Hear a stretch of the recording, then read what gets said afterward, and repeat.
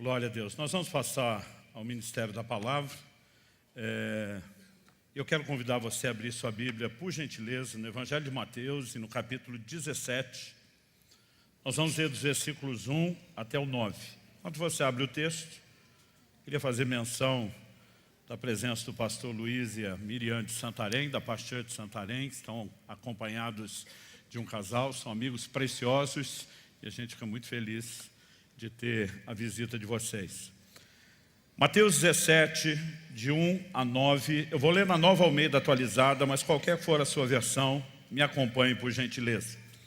O texto sagrado diz: 6 dias depois, Jesus tomou consigo Pedro e os irmãos Tiago e João e os levou em particular a um alto monte. E Jesus foi transfigurado diante deles. O seu rosto resplandecia como o sol e as suas roupas se tornaram brancas como a luz.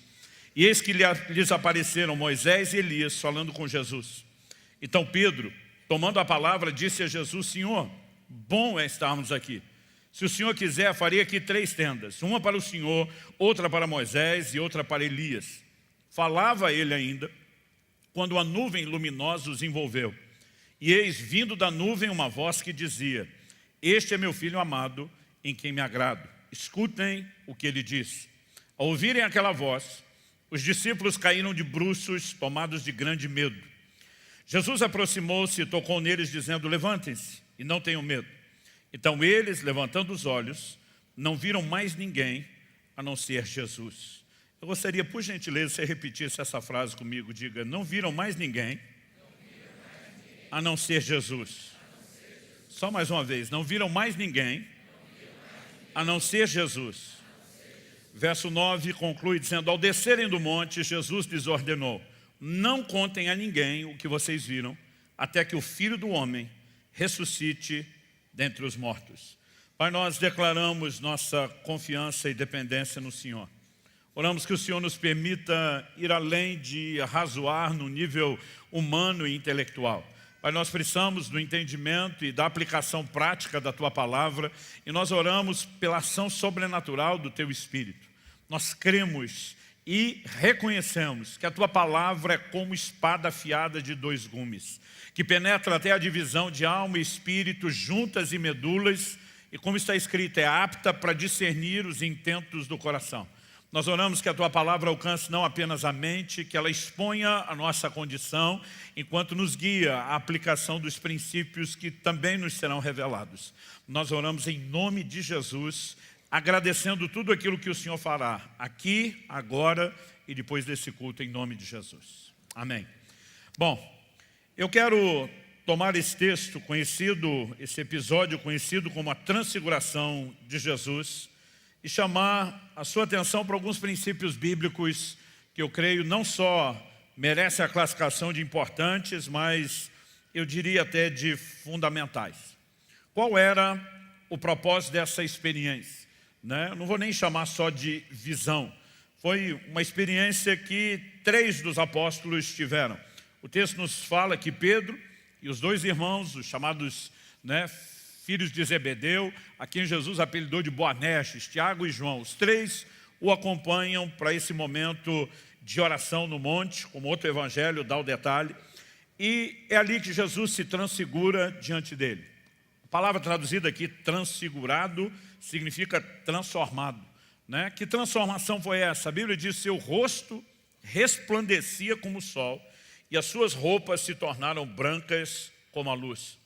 O Evangelho de Marcos diz no capítulo 9, no verso 3, as suas roupas se tornaram resplandecentes de um branco muito intenso, como nenhum lavandeiro no mundo as poderia alvejar. Toda tentativa de descrever o ocorrido aponta apenas para um elemento sobrenatural. Essa chamada transfiguração, na verdade, é uma expressão e uma manifestação da glória de Deus na pessoa de Jesus. O que me leva a simplificar que o propósito daquela experiência, daquela visão, chame como você preferir, era glorificar a Cristo. Era dar a Ele aquilo que lhe é devido. A pergunta a ser feita é: qual foi o propósito dessa experiência? Por que Deus permitiu que isso acontecesse? A primeira conclusão que eu chego examinando o texto é que é evidente que não era apenas algo exclusivo para Pedro, Tiago e João. Embora dos 12 apóstolos eles foram as únicas testemunhas oculares, Jesus não queria que a experiência se confinasse somente naquele pequeno grupo. A advertência de Jesus, que nós lemos no versículo 9, de que eles não falassem da experiência até que Jesus ressuscitasse dentre os mortos, esse até que dá o prazo de validade para o período de silêncio. Jesus está dizendo, depois da ressurreição, eu quero que vocês compartilhem, eu quero que vocês contem a história, eu quero que vocês joguem a experiência no ventilador. Em outras palavras, que o mundo saiba. Aliás, os 3 chamados evangelhos sinóticos, Mateus, Marcos e Lucas, registram a experiência e eu e você podemos, obviamente, por meio disso, aprender algo, porque quando o Senhor Jesus disse que a experiência não deveria ser só deles, Ele queria que eu e você também pudéssemos aprender. E algumas verdades que eu quero destacar aqui. A primeira delas, eu não vou me prender ao texto, mas é um fundamento importante antes da gente discorrer sobre o que o texto diz, é parte do que nós podemos chamar dos nossos fundamentos doutrinários. Diz respeito à proeminência de Cristo.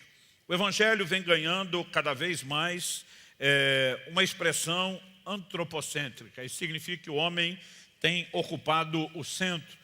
E a mensagem bíblica anunciada desde o início pelos apóstolos sempre foi cristocêntrica. Jesus sempre foi o centro. Mas o Evangelho vem se tornando cada vez mais transgênico, alterado geneticamente, e essa mudança, que para alguns é sutil demais a ponto de não ser percebida, ela pode se tornar muito comprometedora. A Bíblia fala que nessa experiência não só eles veem a glória de Deus na pessoa de Jesus. O apóstolo Pedro posteriormente vai escrever sobre isso e falando que eles foram testemunhas oculares da sua majestade. Mas a Bíblia diz que eles também viram Moisés e Elias. E aqui não se trata apenas de uma visita de santos do Antigo Testamento. São 2 ícones do Antigo Testamento. Moisés representando a lei e Elias representando os profetas. E a ênfase no ensino do próprio Jesus, em Mateus 11:13, é de que a lei e os profetas profetizaram até João. A partir de João Batista, o precursor de Cristo, que vem preparando o caminho do Senhor e vai passar o bastão para Jesus imediatamente após o batismo, nós temos o cumprimento de tudo aquilo que foi profetizado. Nós chamamos isso na teologia de convergência bíblica. Em João 5,39, Jesus diz: examinais as Escrituras, porque julgais ter nelas a vida eterna, e são elas que testificam a respeito de mim. Então a lei e os profetas anunciavam não apenas a vinda do Cristo, não apenas a sua obra redentora, que inclui morte, ressurreição, e tudo aquilo que o Senhor tem feito em nosso favor. Mas a verdade é que toda a Bíblia converge na direção da pessoa de Jesus, não apenas da sua obra, porque Ele é o centro de tudo. E quando olhamos para as Escrituras, nós precisamos perceber que até numa experiência como essa, onde os discípulos, eu não sei qual seria a minha, a sua reação, e eu fico tentando imaginar o que para eles era presenciar a figura de Moisés e Elias, esses ícones no Antigo Testamento ali na frente deles. Mas no final, a Bíblia diz que eles não viram mais ninguém a não ser Jesus. O tema da minha mensagem hoje é somente Jesus. E o primeiro ponto que eu quero destacar como construção doutrinária é a proeminência de Cristo. Eu quero ler alguns textos que a gente deveria saber deles, não apenas no mero sentido informativo. Esses são textos que eu costumo ler com frequência, que eu costumo repeti-los, lê-los em voz alta, repeti-los, confessá-los, declarar, porque essa verdade precisa nos impregnar. O primeiro deles, Colossenses 1, de 16 a 18, diz, falando sobre Cristo: pois nele foram criadas todas as coisas nos céus e sobre a terra, as visíveis e as invisíveis, sejam tronos, sejam soberanias, quer principados, quer potestades. Tudo foi criado por meio dele e para ele. Ele é antes de todas as coisas, nele tudo subsiste. Ele é a cabeça do corpo, que é a igreja. Ele é o princípio, o primogênito dentre os mortos, para ter a primazia em todas as coisas. Você pode repetir isso comigo? Diga: para ter a primazia em todas as coisas. Só mais uma vez: para ter a primazia em todas as coisas. Efésios capítulo 1, de 20 a 23, diz assim: falando sobre Deus, ele exerceu esse poder em Cristo, ressuscitando dentre os mortos e fazendo-o sentar à sua direita nas regiões celestiais, acima de todo principado, potestade, poder, domínio e de todo nome que se possa mencionar, não só no presente século, mas também no vindouro. E sujeitou todas as coisas debaixo dos pés de Cristo. E, para ser o cabeça sobre todas as coisas, o deu à igreja, a qual é o seu corpo, a plenitude daquele que a tudo enche todas as coisas. Sujeitou todas as coisas debaixo dos pés de Cristo. Filipenses capítulo 2, de 9 a 11, diz ainda a respeito de Jesus: por isso também Deus o exaltou sobremaneira. Ele deu um nome que está acima de todo nome, para que ao nome de Jesus se dobre todo o joelho nos céus, na terra e debaixo da terra, e toda língua confesse que Jesus Cristo é Senhor, para a glória de Deus Pai.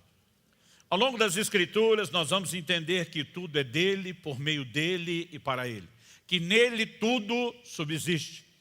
E quando o próprio apóstolo Pedro posteriormente escreve na sua segunda epístola sobre essa experiência, nós conseguimos entender, ele explicando com mais clareza o que testemunhou e viria a entender, que o propósito dessa experiência foi glorificar a Jesus Cristo. Segunda de Pedro 1, de 16 a 19 diz: porque não lhes demos a conhecer o poder e a vinda de nosso Senhor Jesus Cristo, seguindo fábulas engenhosamente inventadas, mas nós mesmos fomos testemunhas oculares da sua majestade.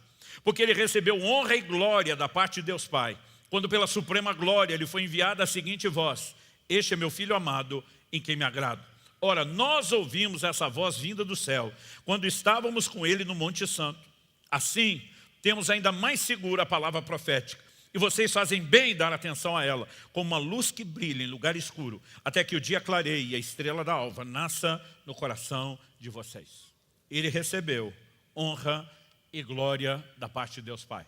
Evidentemente que o propósito da visão era glorificar a Jesus, era promover com clareza a ideia e o consenso de que ele é o centro de todas as coisas, ele tem a proeminência, e nós precisamos entender que qualquer coisa que a gente fale, a obra de salvação, a caminhada da vida cristã, a rendição ao senhorio de Jesus, tudo precisa carregar o entendimento da proeminência de Cristo Jesus, nosso Senhor. O apóstolo Paulo diz em 2 Tessalonicenses, no capítulo 1, nos versos 11 e 12: por isso também não cessamos de orar por vocês, pedindo que o nosso Deus os torne dignos da sua vocação, cumpra com poder todo o propósito de bondade e obra de fé. Então você imagina ter um intercessor do calibre do apóstolo Paulo, dizendo que não só ora, mas não cessa de orar. Qual era o foco da oração? Que Deus os torne dignos da sua vocação, do seu chamado. Cumpra com poder todo o propósito de bondade, obra de fé. No final das contas, qual o propósito de tudo isso? E diz: a fim de quê? E aí nós temos um indicativo de propósito. A fim de que o nome de nosso Senhor Jesus seja glorificado em vocês, e vocês sejam glorificados nele, segundo a graça do nosso Deus e do Senhor Jesus Cristo. Ou seja, nós precisamos entender que tudo aquilo que Deus faz nas nossas vidas, começando pela experiência de conversão, toda a obra de santificação, todo o desenvolvimento da fé, deveria ter em mente uma única coisa: a fim de que o nome de nosso Senhor Jesus seja glorificado. Sempre, sempre, tudo aquilo que Deus tem feito diz respeito a exaltar e glorificar Jesus. Interessante que quando nós temos o testemunho dos apóstolos, eles se posicionam como testemunhas oculares daquela experiência. A Bíblia diz que eles viram Moisés e Elias. A Bíblia diz que ambos apareceram em glória, nós já vamos falar sobre isso. Mas daqui a pouco a Bíblia diz: a ninguém mais viram, a não ser Jesus. Deus pode usar, levantar, promover pessoas e coisas, mas sempre que Deus fizer isso, há uma finalidade: que essas pessoas, ou essas coisas, ou esses eventos promovam, exaltem e glorifiquem a Jesus, para que em tudo Ele tenha a proeminência. Quem está entendendo, diga amém. Então, estabelecido esse fundamento, vamos voltar para o texto. E a segunda coisa que eu quero abordar, embora olhando para o texto a gente possa dizer que é a primeira análise dele, mas se a primeira construção aqui diz respeito à proeminência de Cristo, a minha segunda abordagem aqui é um questionamento: quem é mais importante. Por que Pedro sugeriu fazer 3 tendas? Pedro está vendo, além de Jesus, como eu disse, 2 ícones do Antigo Testamento, Moisés e Elias. E ele simplesmente empolgado vai lá e diz: Senhor, eu vou fazer uma tenda para você, uma para Moisés, outra para Elias. O Evangelho de Lucas é o único que dá o detalhe de que essa fala de Pedro acontece quando Moisés e Elias já estão saindo de cena. Porque eles chegam, eles participam daquela experiência por um breve momento com um propósito, que nós já vamos estudar. E quando eles estão para sair, é como se Pedro estivesse dizendo: não deixa eles ir embora não, vão acampar por aqui, vão morar por aqui. Então a gente faz uma tenda para o Senhor, uma para cada um deles, e acho que Pedro já assumiu falar em nome dele, Tiago e João, nós ficamos no relento, a gente dorme no chão, não precisamos de cabana nenhuma. Mas nesse momento, consciente ou inconscientemente, Pedro está nivelando Jesus com Moisés e com Elias. Que, aliás, eles eram tão reconhecidos por aquilo que foram e fizeram, que, na verdade, eu não vou nem dizer que Pedro estava nivelando Jesus com eles. Né? Nivelando eles com Jesus, estava nivelando Jesus com eles, dizendo: olha, o Senhor para mim está no nível deles. E o que Deus está tentando mostrar é o completamente diferente. Daqui a pouco Moisés e Elias já não estarão lá. A passada deles tem um único propósito, e também, de novo, o que nós temos aqui é a convergência bíblica, até o assunto pelo qual eles vêm conversar. A Bíblia diz que eles falavam com Jesus. O Evangelho de Mateus diz que falavam com Jesus. O Evangelho de Marcos diz que falavam com Jesus. Mas é só o Evangelho de Lucas que dá o detalhe de qual era o teor da conversa. E isso também é muito revelador. Mas, naquele momento, imagino que, consciente ou inconscientemente, quando Pedro está promovendo Moisés e Elias ao nível de Cristo, ele acaba tentando criar uma espécie de jurisprudência, falando aí na linguagem jurídica, de precedente, porque se outros podem estar nivelados com o Senhor Jesus, o resto de nós também pode estar.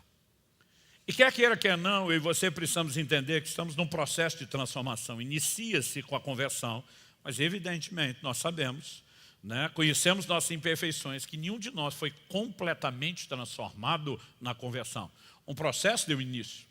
E à medida que nós começamos a caminhar com o Senhor, algo que às vezes a gente demora um pouco para perceber, é que muitas vezes nós temos motivações dentro de nós que elas não são tão claras, tão perceptíveis, pelo menos não no início da caminhada.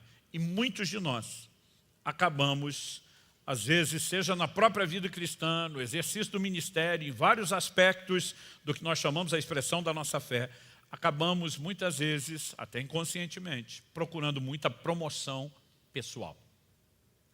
E me incomoda ver a forma como o Evangelho vem sendo pregado hoje em dia. Nós não podemos negar que o Senhor Jesus veio tocando na necessidade das pessoas, expulsando demônios, curando, né, enfermos, em alguns momentos até mesmo dando de comer. E nós não podemos negar que Ele mandou os apóstolos pregar o Evangelho também tocando na necessidade das pessoas. Mas isso sempre foi uma forma de chamar a atenção das pessoas para uma revelação que Deus tinha a oferecer. E nós transformamos isso meio que numa espécie de propósito, quase que sinalizando que o homem é o centro de tudo e que tudo é por causa deles, né? É por causa do homem e não por causa de Deus. Então o Senhor Jesus tem se tornado uma espécie de um meio que nós precisamos para alcançar o fim que nós desejamos. Ele deixou de ser o fim em si, e é lógico que quando a gente generaliza acaba sendo injusto com alguns, mas via de regra, na mensagem do Evangelho moderno, Jesus deixou de ser o fim em si, e Ele tem se tornado o meio para que através dele a gente alcance aquilo que queremos. E quando eu olho para os discípulos, eu vejo que esse grupo, né, essa que viria a ser a elite espiritual da liderança da igreja um dia, eles precisaram ser muito moldados e trabalhados, o que enche o meu coração de esperança de que eu e você também podemos ser trabalhados por Deus. Mas a gente percebe que esse time que estava andando com Jesus, eles também tinham aspirações que talvez não eram tão visíveis, de promoção pessoal. Em Marcos, no capítulo 10, nós temos o relato de como de como Tiago e João, os filhos de Zebedeu, procuram o Senhor Jesus. Eu vou ler Marcos 10, de 35 a 37. Então se aproximaram dele, Tiago e João, filhos de Zebedeu, dizendo: Mestre, queremos que o Senhor nos conceda o que vamos pedir. Deixa eu fazer uma pausa e um comentário.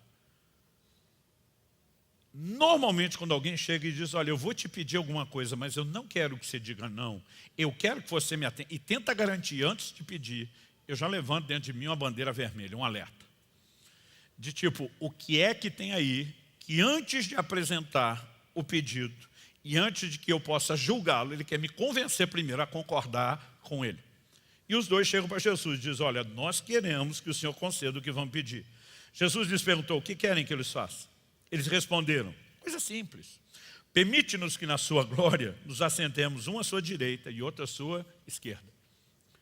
Nesse momento, a perspectiva dos discípulos teria que ser corrigida por Jesus, era de que ele veio para estabelecer um reino físico. Eles ainda não têm o entendimento do reino espiritual. Estão esperando que ele seja um Messias, que venha como um general de guerra, que assuma o controle da terra, e basicamente eles estão dizendo, olha, nós não queremos concorrer com o seu lugar no trono. Quem concorreu se deu mal, foi o diabo, foi lançado fora. Mas depois do seu, o lugar de honra à direita e o da esquerda, deixa para nós, os dois irmãos. Basicamente ele está dizendo assim, quando o Senhor dominar o mundo, nós queremos um ser ministro da fazenda, outro do planejamento. Ou seja, a faca e o queijo na mão da família. O verso 41 de Marcos 10 é assim, quando os outros 10 discípulos ouviram isso, começaram a ficar indignados com Tiago e João. Ficaram indignados por quê? Porque eles olham para os dois e dizem, são imaturos. Não, ficaram indignados porque todo mundo queria sentar à direita e à esquerda. Na verdade, os dois verbalizaram aquilo e de repente os outros olham, né, e percebem que eles saíram na frente e estão indignados porque todo mundo está almejando aquilo.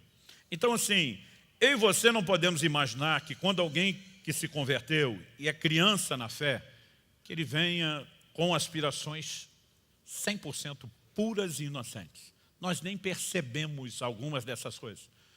Mas não é porque não percebemos que elas não precisam ser tratadas e que Deus não queira expô-las. Ao olhar para isso, eu fico me questionando, por que é que Moisés e Elias apareceram? Por que é que Deus permitiu isso? Já dissemos que Mateus e Marcos registram que eles falavam com Jesus, mas que é Lucas quem vai revelar qual é o teor, a essência da conversa. Lucas capítulo 9, verso 30 e 31 diz assim, eis que 2 homens falavam com ele. Eram Moisés e Elias que apareceram em glória e falavam da morte de Jesus, que ele estava para cumprir em Jerusalém. Qual é o assunto da conversa? Aquilo que a lei e os profetas anunciaram. A morte de Cristo, a obra redentora, porque tudo diz respeito a Ele. Ele é o centro de todas as coisas. Você pode dizer amém? Então toda a conversa tem um único propósito, é glorificar, promover, honrar Jesus. O verso 32 diz que apesar da glória dos 2 ícones do Antigo Testamento, a glória maior ela é enfatizada em Cristo. É Ele que teve o rosto resplandecendo como o sol. É Ele que as vestes apareceram ainda mais brilhantes. O verso 32 diz, Pedro e seus companheiros estavam caindo de sono, mas conservando-se acordados, viram a glória de Jesus e os 2 homens que estavam com ele. Então, o que nós percebemos é que qualquer importância ou relevância que esses dois tiveram está dentro de uma ideia de um conceito maior, que é promover a Cristo. E nós não podemos, em momento nenhum, achar que aquilo que promove e glorifica a Jesus possa ser colocado no mesmo patamar de importância que Ele.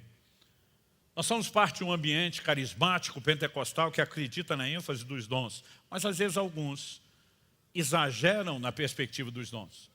Exageram no sentido de que muitas vezes nós não estamos usando os dons para promover o senhorio de Jesus. Algumas pessoas que elas fazem questão de enfatizar que é a sua unção, é a sua autoridade. E às vezes eu fico me perguntando que bobagem é essa que essa pessoa está falando. Paulo escrevendo aos Romanos diz, eu não ousarei discutir coisa alguma, a não ser aquelas que Cristo fez por intermédio de mim. Paulo está dizendo, eu não fiz coisa nenhuma. O perdão da palavra, eu não fiz porcaria nenhuma. Quem fez foi Jesus. É sempre Ele. E o propósito dEle fazer algo através de mim e de você é para que no final das contas Ele seja exaltado e glorificado. Paulo escrevendo aos Filipenses diz, olha, eu estou em dúvida, partir estar com Cristo é incomparavelmente melhor, mas se eu ficar vivo mais tempo, eu posso ser útil para vocês. Ele está dizendo, eu não sei o que escolher, mas ele diz assim, Filipenses 1:20, mas quer seja pela vida ou pela morte, que Cristo seja engrandecido. Ele diz, no final, qualquer razão de qualquer escolha diz respeito a exaltar Jesus. Sabe, quando olhamos para as Escrituras, a gente percebe isso. Atos 19, 17, fala que alguns filhos de Seva, que eram exorcistas ambulantes, foram tentar expulsar um demônio de uma pessoa que diz, e a frase que eles usam é, nós os esconjuramos, fala para os demônios, em nome de Jesus a quem Paulo prega. O demônio responde, eu conheço Jesus e sei quem é Paulo. E vocês quem são? E esse reconhecimento deles, conheço Jesus e Paulo, mas vocês quem são? E a Bíblia diz que o endemoniado ainda deu uma surra neles, a história espalhou. E a Bíblia diz que houve temor sobre muita gente, mas o texto termina dizendo, não bem de Paulo. O nome de Paulo foi mencionado ali. Mas o texto termina dizendo, Atos 19, 17, que o nome do Senhor Jesus era engrandecido. Sempre diz respeito a Ele. E eu e você não podemos misturar o valor e a importância daquilo que serve a Cristo com o próprio Cristo. A gente pode pegar vários desdobramentos disso. Então, em Marcos, no capítulo 14, nós temos Maria de Betânia fazendo uma oferta, derramando um perfume preciosíssimo no Senhor Jesus. E a Bíblia diz que o povo em volta ficou revoltado. Porque eles estão olhando para aquilo que ela fez e eles classificam aquilo de um desperdício. Alguém diz, dá para vender esse perfume por mais de 300 denários. Isso era 1 ano de salário da época. Tente você imaginar o que você ganha num ano e imaginar que essa mulher jogou tudo fora. Ninguém pode aproveitar aquele valor para coisa nenhuma. Mas todo mundo está discutindo porque eles estão olhando para a oferta e pensando apenas em termos de projeto. Jesus diz, não incomoda essa mulher. Ela fez o que pôde. E aí Jesus começa a falar de uma percepção que ela tem dele que ninguém mais teve. E diz, ela ungiu o meu corpo antecipadamente para a sepultura. O que é antecipadamente? Na cultura dos judeus, que foi fortemente influenciada pela cultura egípcia, onde eles viveram por mais de 4 séculos, eles costumavam embalsamar seus mortos. Então, todo o uso dos óleos, das especiarias, eram feitos depois. Foi o que as mulheres foram tentar fazer no túmulo, quando enquanto o túmulo vazio, a notícia da ressurreição de Jesus. Mas Jesus está dizendo, essa mulher me ungiu antes. Ninguém unge quem está vivo. O propósito da unção era conservar o corpo para que ele não se corrompesse. Mas o Salmo 16 profético diz, não deixará a minha alma na morte e não permitirá que o meu corpo, se aplicar em relação a Jesus, veja a corrupção. Nos 3 dias em que Cristo esteve morto, entre a sua morte e a ressurreição, seu corpo nunca se decompôs.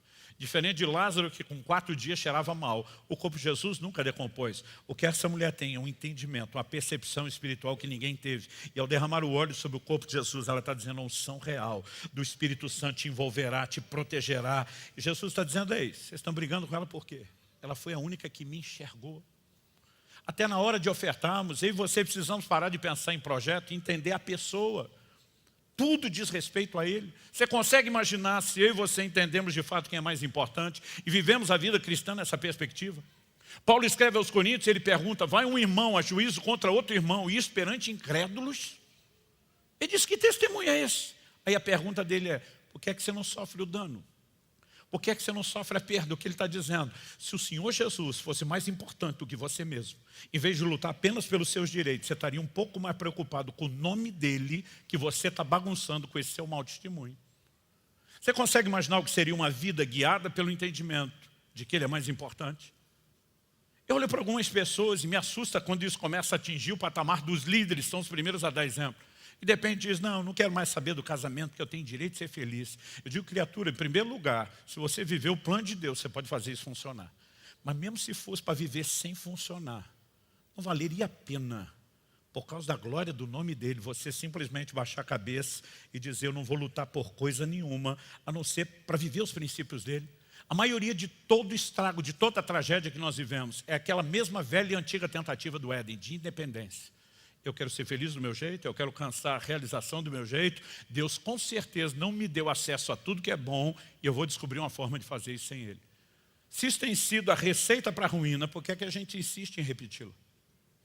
Há um lugar que não apenas o exalta e o glorifica, mas nos protege, que é quando eu e você entendemos que Ele é mais importante.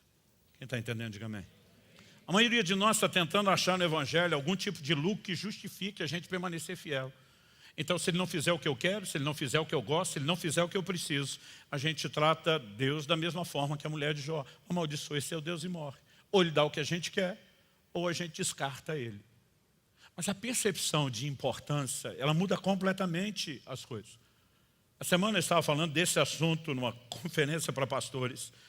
E eu simplesmente abri meu coração com eles. Falei, olha, não aguento mais ouvir pastor reclamando que o ministério é difícil. Falei, minha pergunta para vocês, quem foi que disse que seria fácil? Para começo de conversa. Será que vocês nunca pararam? Que Jesus diz lá em Lucas 14, vai construir uma torre, senta primeiro, calcula o custo, para ver se você dá conta de ir até o fim, porque se achar que não dá, é melhor nem começar. Em Mateus 10, 16, Jesus diz, eu os envio como ovelhas para o meio de lobos. Na sequência, no verso 21, ele diz, todos odiarão vocês por causa do meu nome. Ele diz, vocês vão ser perseguidos. Nenhum dos apóstolos foi pego de surpresa quando as perseguições começaram. E todo mundo sabia o que os aguardava. Mas eles tinham um senso de compreensão, de importância dele. E eles simplesmente conseguiam viver em torno dele e não de si mesmo. Quem está acompanhando? Atos 5,41 diz, eles se retiraram do sinédrio muito alegres, por terem sido considerados dignos de sofrer afrontas por esse nome. O apóstolo Paulo diz em Atos 20, 24, porém nada considero a vida preciosa para mim mesmo, desde que eu complete a carreira e o ministério que recebi do Senhor Jesus para testemunhar o evangelho da graça de Deus. Em outras palavras, está dizendo, eu não estou vivendo para me agradar. Eu não considero a minha vida preciosa. Precioso é Ele. É honrá-lo, é glorificá-lo, é cumprir o seu propósito. A centralidade de Cristo tem sido roubada do evangelho contemporâneo. E eu diria, consequentemente, até da nossa visão, não só de vida cristã, mas do ministério. Onde está a nossa alegria? O evangelho deveria estar sendo pregado e nos levando ao entendimento de que toda alegria e realização está nele. E não nas coisas que Ele pode nos dar. Mas de alguma forma a gente acha que Ele é só o meio que a gente precisa para conseguir alegria em outro lugar que não seja Ele mesmo. Mas apenas aquilo que Ele pode fazer e que muitas vezes nós almejamos. Isso é tolice. O Salmo 16:11 diz, na tua presença, a plenitude de alegria. A tua destra, delícias perpetuamente. Quando a gente entende que a alegria ou a realização, vamos falar assim, não está em viver para nós mesmos, e sim para Ele. Em prol da eternidade. Quando fala de viver para Ele, mesmo que isso signifique morrer e deixar de viver aqui na terra, as coisas mudam de figura. Filipenses 2, de 16 a 18, Paulo diz assim, no dia de Cristo, poderei me gloriar de que não corri em vão, nem me esforcei inutilmente. Nenhuma avaliação do que fazemos para Deus ou de como vivemos, ela deve ser feita só na perspectiva terrena. Paulo está dizendo, no dia de Cristo, onde estiver diante dele, no dia de prestação de contas, no dia de recompensas, ele diz, eu poderei me gloriar de que não corri em vão e nem me esforcei inutilmente. Nada do que eu e você fazemos para Ele é em vão ou é inútil. Alguém pode dizer um amém aí ou não? Ele diz, entretanto, mesmo que eu seja oferecido como libação, sob o sacrifício e serviço da fé que vocês têm. A palavra libação, a maioria de nós não para pensar no que é isso, mas era parte da oferta. Libação é quando eles derramavam o líquido sobre o sacrifício. E Paulo está dizendo, mesmo que eu seja oferecido como libação sobre o sacrifício e serviço da fé de vocês. O que ele está querendo dizer com isso? Que a minha vida seja derramada por causa de vocês. Ele diz, fico contente e me alegro com todos vocês. Paulo não está dizendo, eu fico contente porque Deus deu tudo que eu queria, porque eu pude me preservar. Ele disse, se eu for derramado como sacrifício, como libação, sobre o sacrifício da fé, do serviço de vocês, ele diz, eu fico contente. Mas ele para e diz, não é só isso, assim também vocês, pela mesma razão, fiquem contentes e se alegrem comigo. Ou seja, havia ensino, havia comunicação, havia clareza de entendimento sobre todos esses princípios, dos quais nós, a igreja moderna, resolvemos silenciar. Ao olhar para esse destaque de que Cristo, por ter a proeminência, é o mais importante, é aquele que tem a maior importância, que tudo gira em torno dele, eu acredito que as coisas podem se alinhar na minha e na sua vida. Porque às vezes nós achamos que Cristo tem que rodar na nossa órbita, em vez de nós rodarmos na órbita dele. De alguma forma, às vezes nós achamos que nós é que somos o centro do sistema solar e não ele. Mas se nós entendemos isso, acredito que não apenas vamos nos alinhar àquilo que é a vontade de Deus, mas é só nesse lugar que eu e você vamos ter a mais profunda, no sentido bíblico, a mais profunda realização. Terceiro e último lugar. Outra pergunta. Se em primeiro lugar falamos da proeminência de Cristo, se em segundo questionamos quem é mais importante, em terceiro lugar, eu quero fazer mais um questionamento. Quem está falando? Porque é interessante que Pedro desanda a falar nessa experiência que nós lemos de Mateus 17. Mas se Cristo é tão importante, Ele é quem deveria estar falando e, portanto, sendo ouvido, e não o contrário. Curioso é que quando a gente olha para as Escrituras, existe um registro em Marcos capítulo 9, verso 6, que nos mostra por que Pedro falou. Ele não passou a falar e dar sugestão, vamos fazer tenda, vamos fazer isso, vamos aquilo, porque sabia o que estava fazendo. Pelo contrário, Marcos 9,6 diz, pois não sabia o que dizer por estarem eles apavorados. Espera aí, Pedro, qual é a sua lógica? Você não sabe o que dizer e fala mesmo assim? Hashtag fica a dica. Quando você não souber o que falar, fica quieto. Deixa quem tem algo a oferecer falar primeiro. Algo que eu aprendi desde garoto, dentro de casa e ouvindo sempre os mais velhos. Não sai falando primeiro antes de quem tem mais bagagem do que você. Mas de alguma forma, Pedro, ele não só começa a falar, mas ele parece que quer assumir o controle, consciente ou inconsciente. O negócio é o seguinte, Jesus, já está tudo planejado. Uma tenda para o Senhor, outra para Moisés, outra para Elias, nós ficamos no relento. A ideia da tenda, o Evangelho de Lucas é o único que sugere que ele fala da tenda quando Moisés e Elias já estão começando a sair. Tipo, deixa eles embora, não. Pedro tenta assumir o controle de tudo. Só que o curioso é que o texto que nós lemos aqui de Mateus 17 diz assim no verso 5. Falava ele ainda, ele Pedro, quando a nuvem luminosa os envolveu, e vindo da nuvem uma voz que dizia lá na frente, Pedro vai dizer, a voz celestial, este é meu filho amado em quem me agrado, escutem o que ele diz. Ou seja, Deus não esperou Pedro terminar de falar e disse, ouve ele, Pedro, traduzindo, cala a boca. Não é você que tem que falar, quem tem que falar é Jesus. Você deveria estar ouvindo Jesus, em vez de só querer fazer que Jesus te ouça. E eu não sei você, mas isso me assusta. Por que me assusta? Porque esse ato não é exclusivo de Pedro. Eu passei anos na minha vida de oração, falando para Deus. Eu quero que o Senhor faça isso no ministério, eu quero que o Senhor faça aquilo, olha isso aqui, seria excelente. Isso, eu também preciso disso, eu preciso daquilo outro. E não estou dizendo que você não possa. Há encorajamentos bíblicos à oração. Mas sabe, você pode aprender muito sobre o que está no seu coração, olhando sua vida de oração. Porque embora a Bíblia diz que Pedro não sabia o que falar, ela dá a entender que então Pedro não tinha um discurso pronto, planejado, ele é pego de surpresa. Agora, isso não significa que porque ele não tinha algo planejado, que o que ele falou não estivesse externando o que está do lado de dentro.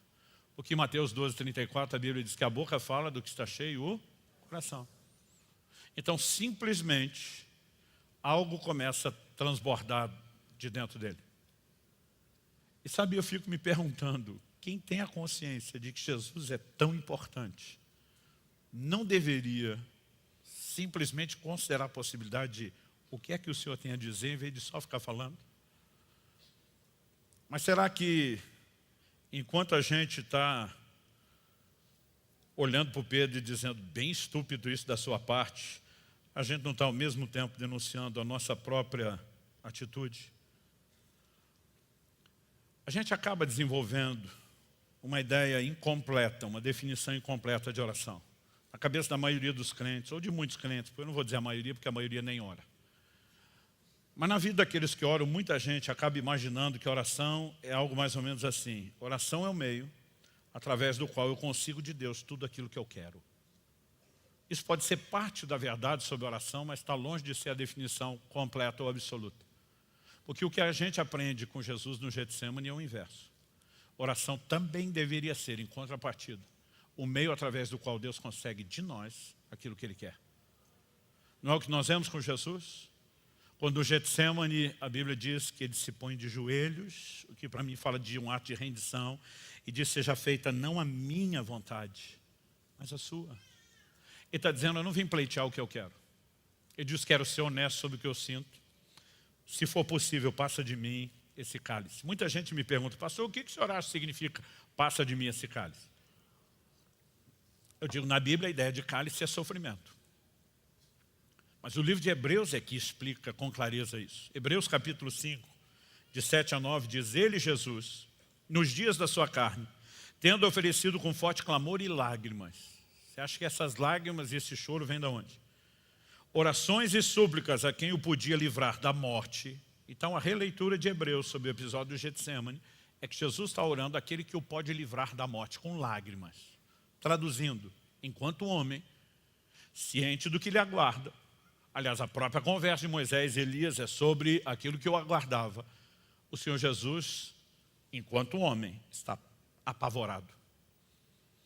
E ele diz, Deus, se tiver um plano B, se houver um jeito de que as coisas não tenham que acontecer só dessa maneira, eu gostaria de abrir a consideração, mas não quero pleitear minha própria vontade em relação à sua, ou contrária à sua, porque seria rebeldia.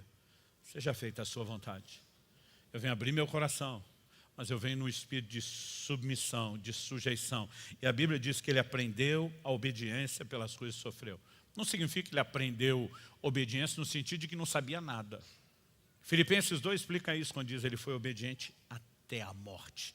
Esse até a morte está falando do último nível, o mais profundo nível de obediência, de rendição e de entrega. E o texto termina dizendo que ele foi aperfeiçoado e, tendo sido aperfeiçoado, tornou-se autor da salvação eterna para todos aqueles que o obedecem. A maioria de nós não gasta tempo suficiente no ambiente de oração para, em vez de só pleitear o que a gente quer, simplesmente se sujeitar, dizer, seja feita a sua vontade. Tiago capítulo 4, verso 3 diz, vocês que dizem, hoje ou amanhã, iremos a tal cidade, negociaremos, ganharemos dinheiro, deveriam dizer, se o Senhor quiser. O que a maioria dos crentes fazem? Eles decidem a vida toda deles. Decide com quem quer casar, sem às vezes orar o suficiente sobre isso. Decide a profissão que vai estabelecer, decide onde vai morar, decide o que vai fazer. E depois decide tudo sem que Deus participe. Eles viram para Deus e dizem, agora o Senhor deu um jeito de abençoar a minha própria vontade. E Deus é refém apenas de abençoar o que a gente escolhe, porque se Ele não ficar agradando a gente o tempo todo, Ele não é o Deus que a gente decidiu que queria ter. A pergunta é, isso é o Evangelho de Jesus? Aquele que eu e você encontramos na Bíblia? Não. Isso é qualquer maluquice que você possa chamar ou denominar, mas nunca foi o Evangelho de Jesus. O Evangelho de Jesus é, você vai tomar sua cruz, o que ele está dizendo, você morre para você. Porque não vale a pena viver para as suas vontades. Elas não são um guia seguro, não vão te levar para um lugar de realização. Então o que eu e você precisamos aprender é submeter. Então Deus tem que falar para o Pedro, cala sua boca. Para de falar, ouça Ele. E acredito que uma coisa que falta demais é a gente desenvolver sensibilidade para a liderança do Espírito Santo.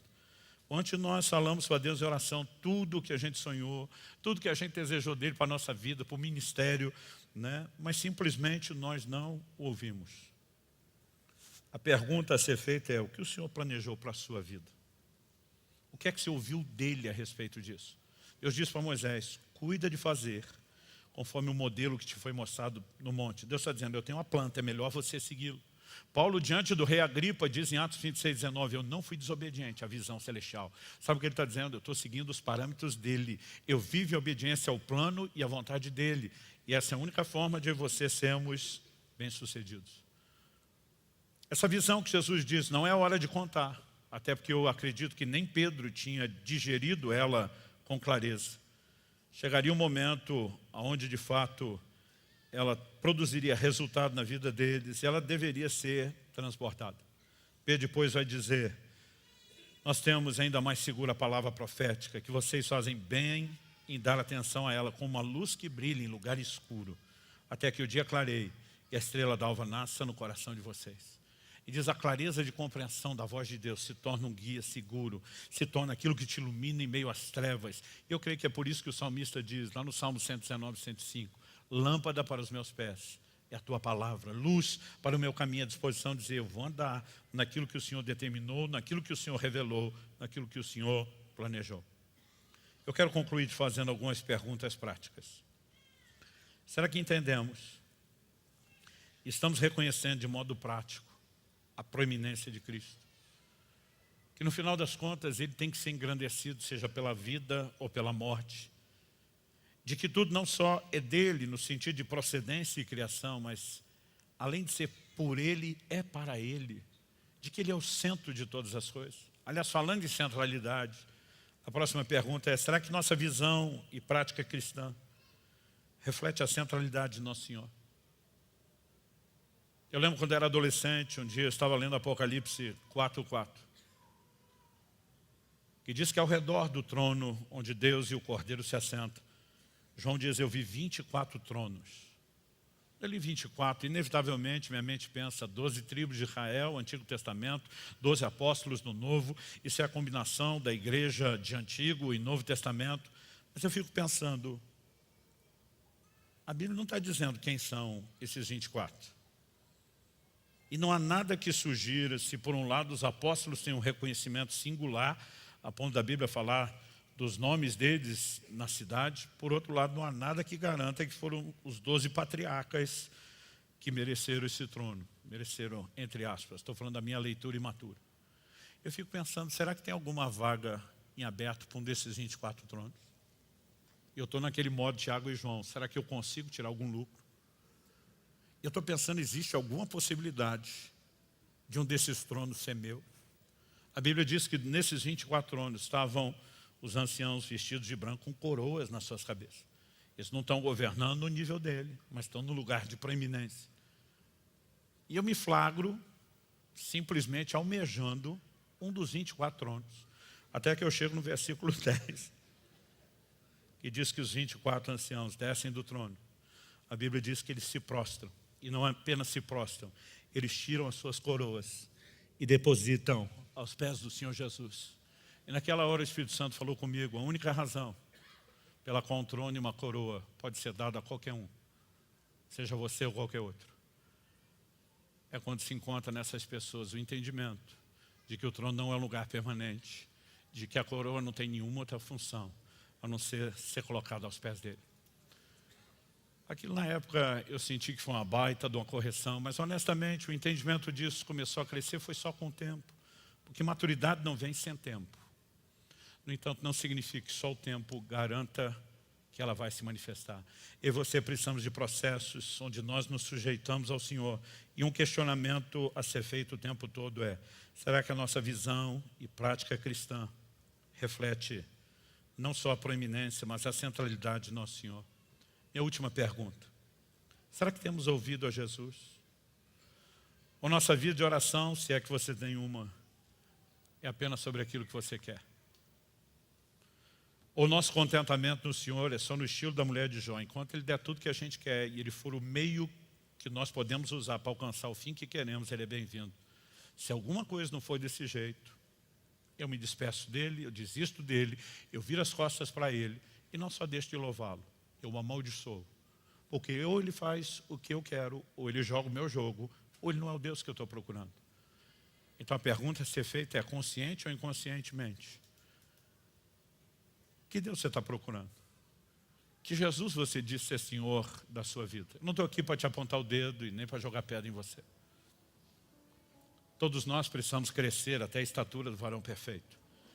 Ele chega ao ponto de aprender níveis profundos da obediência por coisas que sofre, passando processos. E a Bíblia diz que ele foi aperfeiçoado para nos aperfeiçoar. Nenhuma dessas experiências foram registradas na Bíblia, para que só a gente soubesse o que aconteceu. Olha, rolou aquela parada quando Pedro, Tiago e João estavam lá. Obviamente Deus queria ensinar a mim e a você. Eu não vim te julgar nem pelo seu passado, nem pelo seu presente. Mas eu vim te dizer, Deus está tentando nos levar a um lugar de uma sujeição mais profunda. Não existe alegria ou realização que não seja em colocá-lo no centro. Ele precisa ocupar o centro de tudo. Minha esposa me fez uma pergunta no final do ano passado, quando eu estava para completar meus 50 anos. Ela falou, como você está sentindo? Eu falei, estou em crise. Ela falou, por que em crise? Você está melhor aos 50 do que aos 30. Eu falei, pois é, tudo na nossa vida está melhor. Mas eu olhei para ela e falei, amor, quantos anos da nossa vida a gente passou querendo tanta coisa que a gente não podia? Ela falou, é verdade. Eu falei, agora que a gente pode, eu não quero mais. Ela falou, deve ser uma coisa boa. Eu falei, é uma coisa boa. Mas a pergunta é, por que a gente perdeu tanto tempo querendo essas coisas? Eu não estou dizendo que são coisas erradas ou ilícitas. Mas na época o que movia a gente a querer tanto era, quando a gente chegar lá, nós vamos ser felizes. A alegria não está em absolutamente nada, a alegria está nele. Por isso Jesus diz, busque em primeiro lugar o reino de Deus e a sua justiça. Ele diz, o resto é acréscimo. Se você não projetar a expectativa de suprimento lá, Deus está dizendo, eu posso te dar. Agora, se aquilo concorre comigo, Deus está dizendo, por que é que eu vou lhe premiar, entre aspas, com um concorrente meu? E a gente demora, às vezes, tempo demais para perceber o óbvio. Não há alegria ou realização em lugar nenhum quando ele deixa de ser o centro. Eu gostaria que você pudesse questionar o quanto você tem sujeitado ao senhorio de Cristo. E com isso eu não quero dizer que você não se sujeitou a nenhum nível do senhorio dele. Mas nós estamos crescendo nessa rendição. Nós temos de fato entendido o que esse evangelho que promove a proeminência, a centralidade de Cristo. Se sim, por que na nossa vida de oração nós não estamos pleiteando o tempo todo viver a vontade dele? Buscando forças para enfrentar coisas que vão contradizer nossas emoções. Se você quer viver o modelo bíblico de santidade, se você quer viver o modelo bíblico de família, de integridade nos seus negócios, em alguns momentos você vai fazer escolhas que vão contradizer seus sentimentos, suas vontades, seu conforto. Mas se você fizer isso com a consciência de que a alegria não está no resto e sim colocá-lo no centro, aí você pode, como os apóstolos, mesmo sendo perseguido, preso por causa de Cristo, dizer, eu não me calo. E você vive uma alegria que ninguém que se colocou no centro vai conseguir ter ou experimentar. Feche seus olhos por um instante. Espírito Santo, nós te pedimos mais uma vez, permita-nos ter mais do que um momento de arrazoar e considerar apenas no nível humano e intelectual. Nós oramos que a Tua palavra brilhe e resplandeça no íntimo de cada um de nós pela ação poderosa e sobrenatural do Teu Espírito Santo. Que ela possa ser, como Pedro falou quando se refere à experiência do monte, como uma luz que brilha em lugar escuro.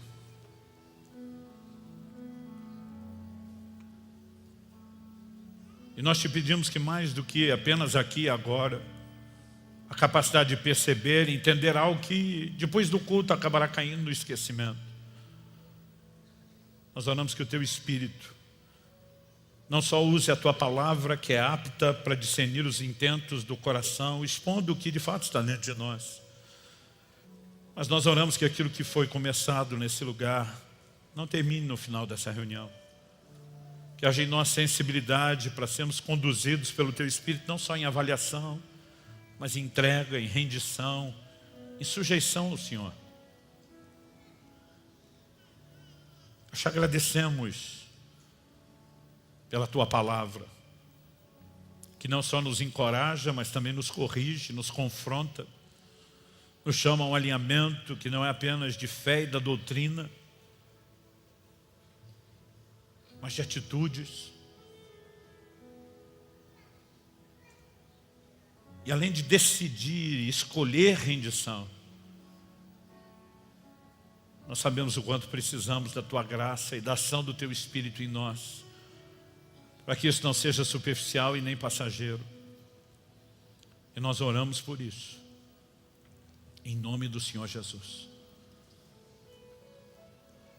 Que possamos viver nossas vidas de tal forma que tudo diga respeito somente a uma coisa: Jesus e somente Jesus.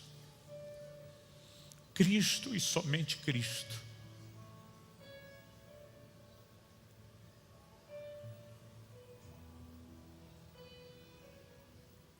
Fale com Deus do seu jeito, da sua forma, com as suas palavras.